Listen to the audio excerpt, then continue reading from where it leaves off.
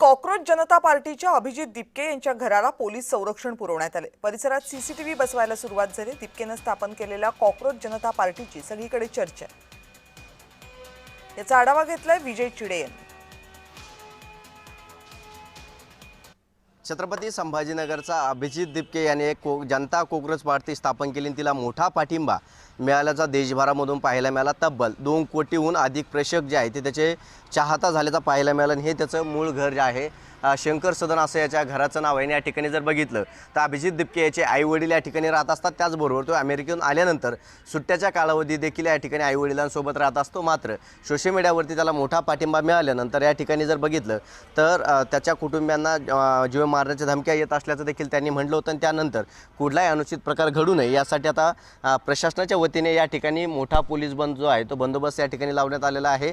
आणि अभिजित दिपके हा जर बघितला तर सोशल मीडियावरती अल्पदिवसामध्ये प्रसिद्ध झाला होता। त्यानंतर त्यांनी काही राजकारणाच्या विरोधात देखील स्टेटमेंट केल्याचं आपल्याला पाहायला मिळत होतं। मात्र या ठिकाणी जर बघितलं तर प्रशासनाच्या वतीने त्याच्या घराची खबरदारी देखील घेतली गेलेली आहे।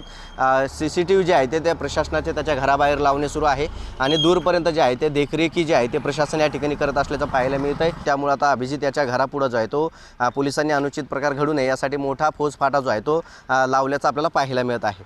कॅमेरा पर्सन संतोष शिरसाटसह विजय चिडे, छत्रपती संभाजीनगर। अभिजित दिपके आहेत, त्यांचा जे वडीलचं घर आहे तिथं संरक्षण देण्यात यावा त्याच्यासाठी आम्ही तिथं पोलीस बंदोबस्त देण्यात आलेला आहे। पोलीस बंदोबस्त जे देण्यात आला त्यात आम्ही आमचे जे अंमलदार आहेत अधिकारी ते डिप्लॉय केले आहेत।